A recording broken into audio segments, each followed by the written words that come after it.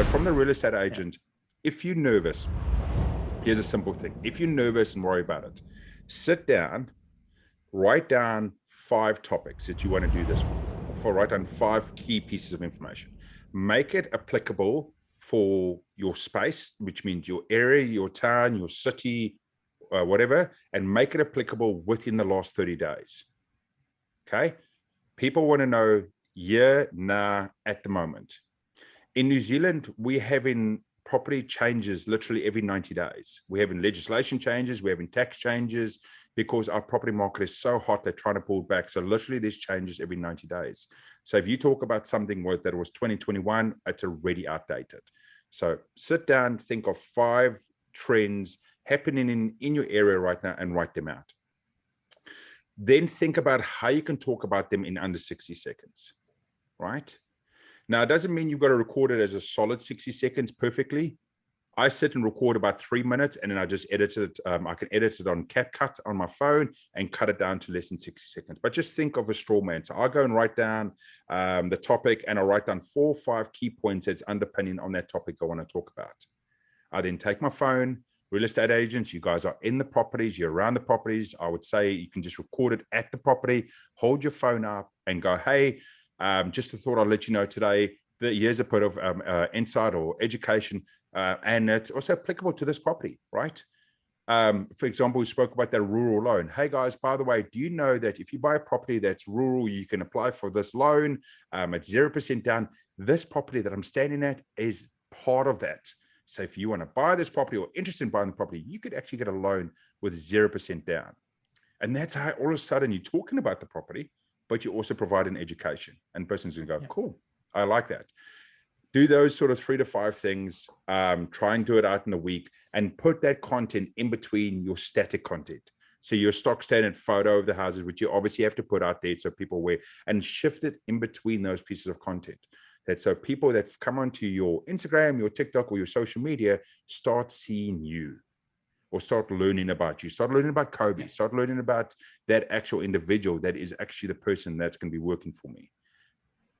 Right. And I think that's super important. So overcoming fear is one of the issues for real estate agents not doing content. The other one, I think, is consistency. So that's the other one that I hear a lot of. They'll say that they're not going to have time to do a piece of content every day. And a lot of them feel like they need to be recording videos every day, posting them at the same time every day. So when it comes to consistency of content, what do you suggest, especially for the short-term social media? Because I think long-term content is easier to stay consistent with, maybe once a week. You can batch it, but with short-form content, how consistent should an agent stay, and how can they actually keep up with a consistent schedule when it comes to posting content as well?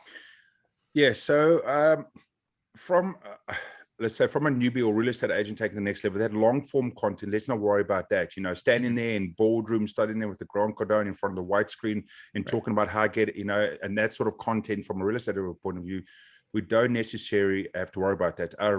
Is it Ryan Sarhant or Sarhant? Yes. Ryan Sarhant. Yeah, correct. He doesn't do long form content on any of the social platforms unless you go over to YouTube, right? All of his is short form, 60 seconds, TikTok, Instagram Reels.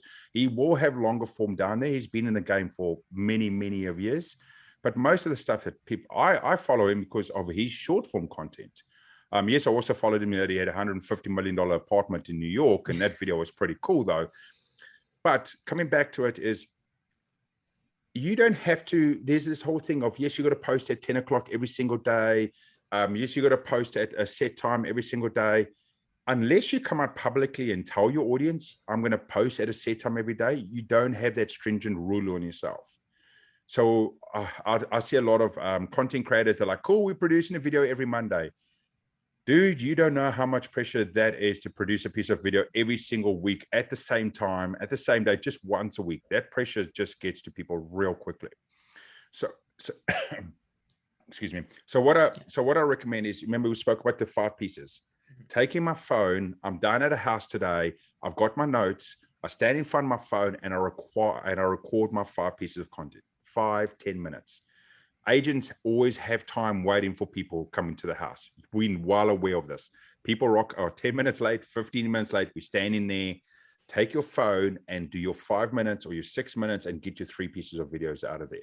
Now, what you do with it is depending on your strategy. Do you want to outsource it to a VA that say, hey, can you cut this up into 1-minute videos and can you post it for me, right?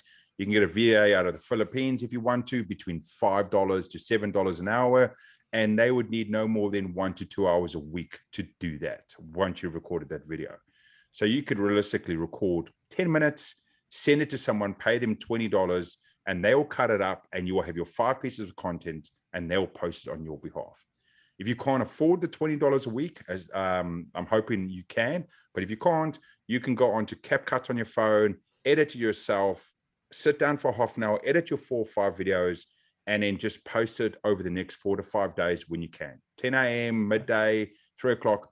Be a little respectful of the time, right? So don't go and post it at 2 a.m. You know, if you're working at night and go, oh, I forgot to post my video, push. Yep, that's going to work real great if you push it at 2 a.m. because anyone in your area is not awake at 2 a.m., right? So be just a little respectful. So I normally don't go earlier than 9 a.m. and I usually don't go later than 9 p.m. But I'll push anywhere between that time at the moment. Sometimes it's bigger, sometimes it's smaller, but I also respect that I've got an audience that at morning tea, you know, when you have your break at work, might be on their phone at 10 a.m. I've got people that get home and only get on their phones after they put their kids down. So that's the 8 p.m. slot. So I'm not hitting a specific one, but I'm just putting the content out there. But I will alternate. So I'll go, 10 a.m., 10 a.m. And then in the third day, on the third day, I'll go like midday and then I'll go 4 o'clock and I'll just switch it a bit around. But I don't hold myself to every day, 10 a.m. From that point of view. Right. So the timing of it when you post it on social media, it actually does matter when it comes to the exposure and the algorithm, right? Is that what you're saying? It does a bit, depending on how big your following is at that stage, right? So it depends how far down that path is, and also depends where your audience sits. On Instagram, for example, you can actually go look at your analytics and see where your audience exists, which countries they're based in. So still at the moment, New Zealand, Australia is my highest following, and then I have the US, and then I have South Africa as my 3rd and 4th. And then 5th comes in with India, as always. India always seems to be a following in anyone's social platform. So from my point of view, as long as I'm producing my content during my daylight hours, I'm respecting my New Zealand, Australian audience. And then normally when, like at midnight, when I'm sitting doing work, my American market comes on, and then my American network will start engaging with that. But I wouldn't worry about that stuff too much from the beginning. Take step 1, produce the content, put the content out there, learn from those mistakes, learn from what is you doing, and then just go over your 30 days, your 30 to 45 days, because I guarantee after 30 days, on day 30, you're doing content way differently to where you're doing in day 1, and you've learned a lot from it.